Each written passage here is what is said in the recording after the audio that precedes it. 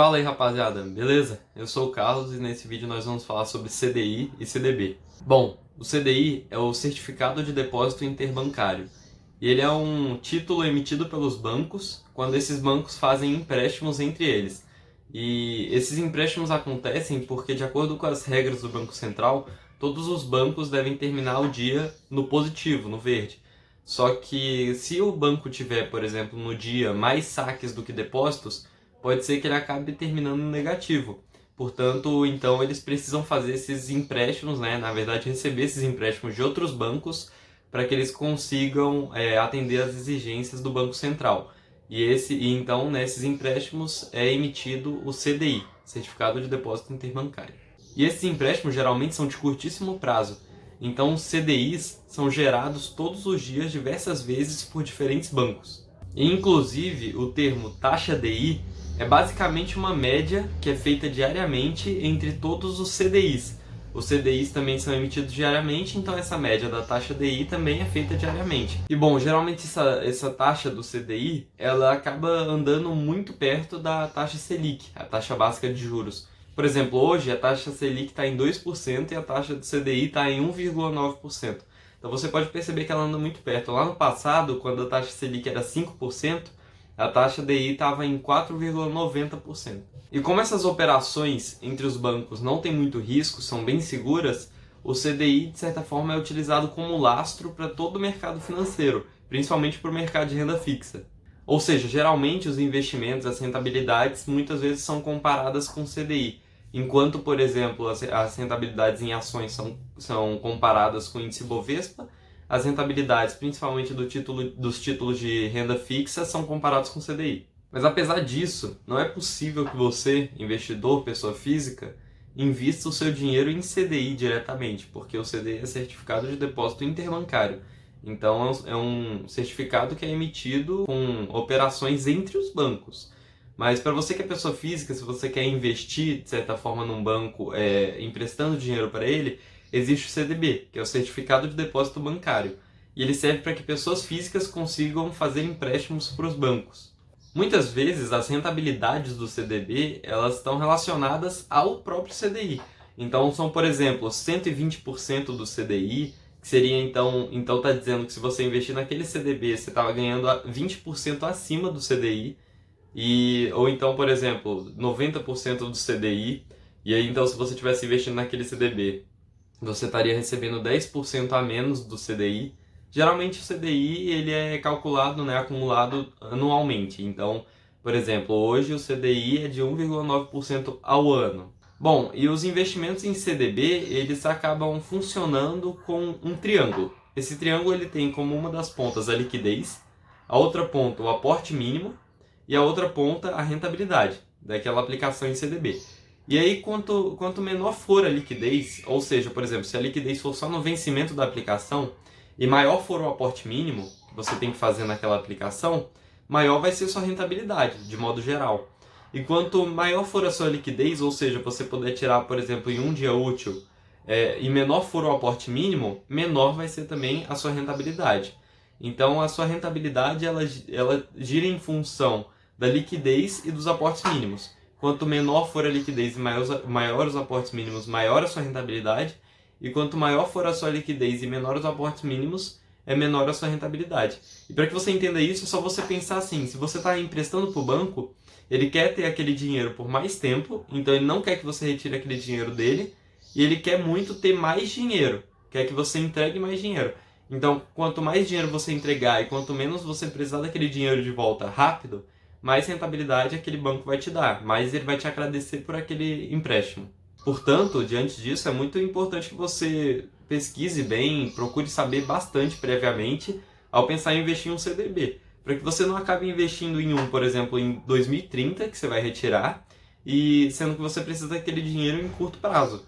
Então, busque saber antes no que você está investindo, para que você não se arrependa depois de ter investido naquilo. Então, tenha tranquilidade de saber o que você está investindo. E um detalhe importante é que, para você emprestar dinheiro para um banco, por exemplo, eu quero emprestar dinheiro para o Itaú. Para eu emprestar dinheiro para o Itaú, eu não preciso fazer essa aplicação em CDB pelo próprio Itaú. Você pode fazer por outro banco ou até mesmo por uma corretora.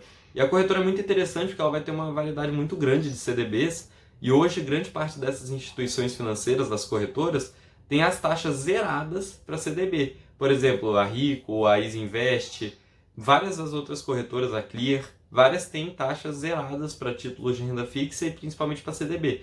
Então você vai conseguir abrir, já não ter mais essa taxa nas suas costas. Bom, e como eu já tinha dito antes, muitos CDBs eles têm a liquidação só no vencimento. Ou seja, você aplica aquele dinheiro e só na data final daquela aplicação você vai receber aquele dinheiro com os rendimentos.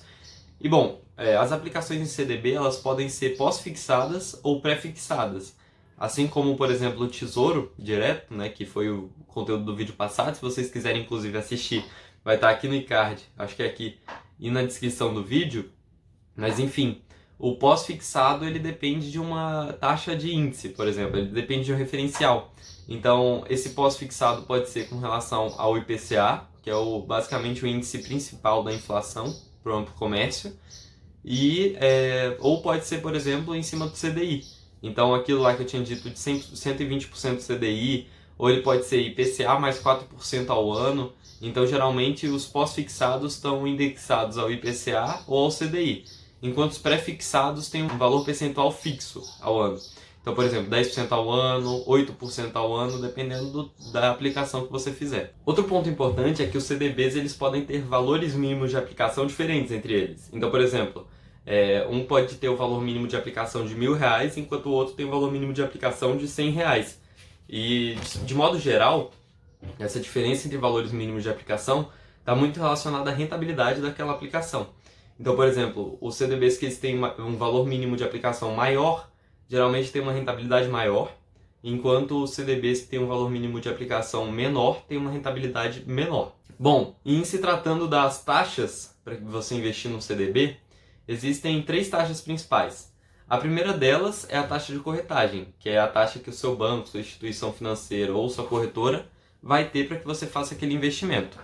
Hoje, de modo geral, a notícia boa é que muitas corretoras têm as taxas zeradas para vários títulos de renda fixa e para CDB, inclusive, que também é um título de renda fixa. A segunda das taxas é o IOF. O IOF é o Imposto sobre Transação Financeira e ele ocorre quando você retira aquela aplicação em até 30 dias. Então, se você aplicou aquilo num dia e entre aquele dia e 30 dias depois você retirar aquela aplicação, seus rendimentos vão sofrer com um imposto sobre operação financeira.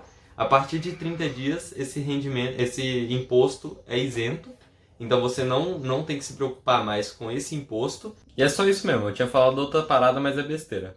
A terceira taxa que você tem que se preocupar é o imposto de renda. O imposto de renda ele segue uma tabela regressiva, de 22,50% até 15%. E o imposto de renda ele incide sobre o seu rendimento, e não sobre a aplicação inteira, ou seja, ele incide sobre o lucro. A tabela regressiva do imposto de renda funciona mais ou menos assim. Se você faz um investimento num dia e você retira esse investimento em até 180 dias, você paga 22,5% do seu lucro como imposto de renda. Se você retira ele entre 180 e 360 dias, você paga 20% do seu lucro em imposto de renda. Se você retira ele entre 361 e 720 dias, você então paga 17,5% de imposto de renda.